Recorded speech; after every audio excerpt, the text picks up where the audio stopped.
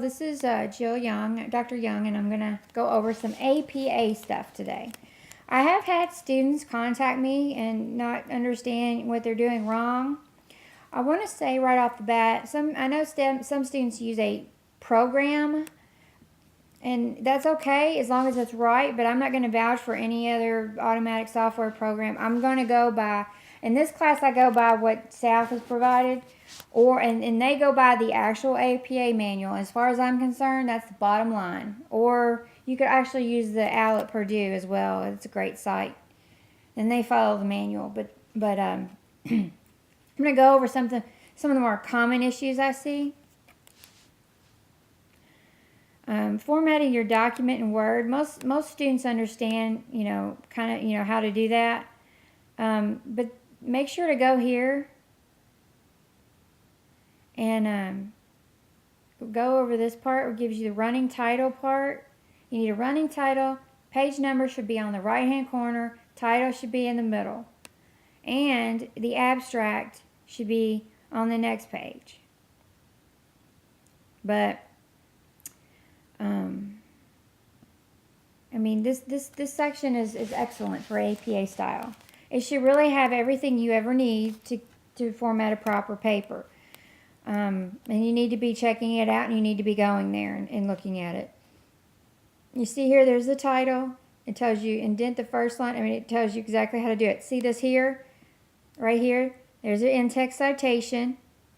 You may have gotten feedback from me saying make sure to include in-text citations. That's what it is right there.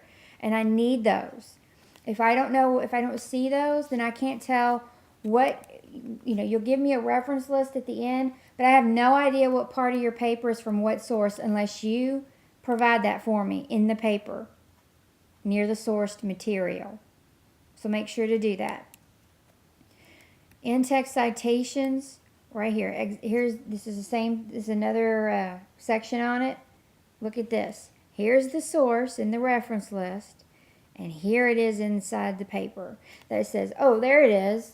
That's the material in the paper that comes from the source. It's right before this citation. Easy. And that way I can go to your source, and I can look and see what you've written, and I can see what part, how you read that source, and what information you use from it. And that's what I want to see. Now, there are many ways to do it in text citation. It's not just the parentheses at the end of the sentence like this. You can do that if you want, or you can write it within your sentence, like according to, like for here it says, according to Fagley and Seltzer, 2010, comma, blah, blah, blah, blah, and then there's the page number. You can do it that way.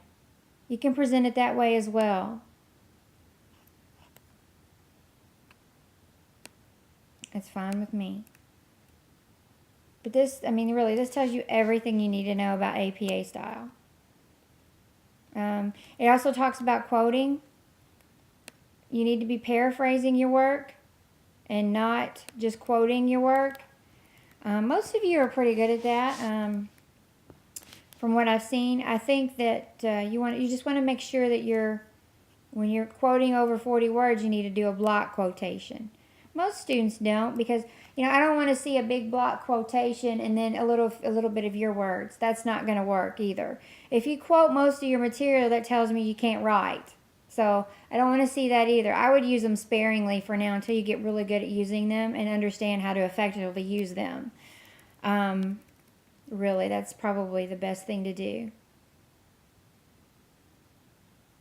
Signal phrases. This is another, you can also do this method if you want. Like this right here. Researchers attempt to understand motives behind plagiarism.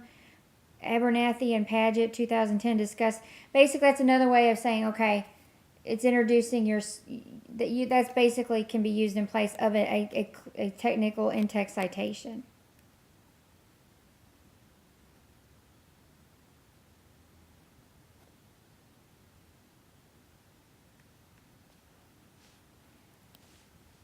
Okay. I love it when my messages just pop up there. Oh no, that's all right. Sorry. Got that messed up. Okay. Author citations. You know, that's if you have 1, 2, 3 or 4 or 5. This tells you how to cite multiple authors. No author. Okay, this is one of the common issues I see students. I know they get confused. What if there's not an author? What do I do then? Well, it depends. Is there really not an author? Are you at a corporate website? Are you at a company website and you're seeing not a lot of students will go to like a site, a company site, get some information, and they'll say, well, I don't see a person's name here, so I guess they don't have an author. Not necessarily so. If it's an organization, the organization is the author. Let me give you an example. Let's say I went to Sony.com and I wanted to write about some kind of electronic gadget, and I found an article on that website at Sony.com. So I'm looking at their site and I see this article about some new, I don't know, robot or machine or something. I'm just making this up. And there's not a person's name on that website. Well, then who's the author? Well, it's Sony, because it's a corporate website and they have an article on their corporate website. So the author would be Sony, not Sony.com, Sony. And then the year and then the name of the article.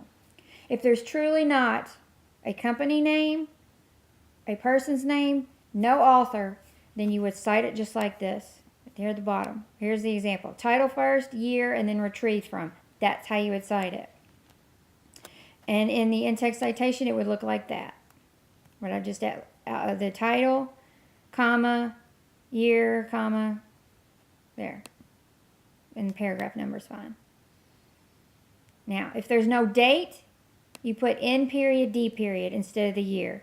So like right here, let's say this New Zealand measles outbreak spreads article here. Then I would put N period, D period here. And in the in-text citation, I put N period, D period. That stands for no date, and that's basically a placeholder if there's no publication date. So that really covers any scenario that you would have as far as missing information, which I know happens. Also, as I reiterated before, I was talking about a corporate website. What I noticed is a lot of students will put, like, if they go to the Department of Labor or a government site, they'll cite dol.gov. That's incorrect. Anytime you go to any government website for information, you cite the agency name, not the website. So let's say you went to the Department of Labor and you found some information you wanted to use. You wouldn't cite the dol.gov. You would cite the Department of Labor. Or Department of Labor, actually. DOL, Department of Labor. So that's just an example, and that goes for all government websites.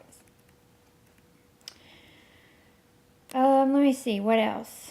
Oh, when you do the reference list at the very end of, see this here? These are called, you may have wondered, I have students who just put all the information in the margins are the same, like this here is out here. That's incorrect. It should be formatted just like this. This is the opposite of how you would indent a paragraph, and it's called a hanging indent. And also, you never use works cited in APA format, only references, and that reference title needs to be centered, always centered. So that's about it. I think that's pretty good. These are the most common errors that I see, and here's a great resource. I love this part of the site, the section of the class here, where you can just scroll down and find your source. Web article, no author, for example. SUO lecture, right here. If you scroll down, it's right here. That's how you cite the lecture. So anyway, just remember that. Or you don't have to remember that. You just go to this part of the course right here.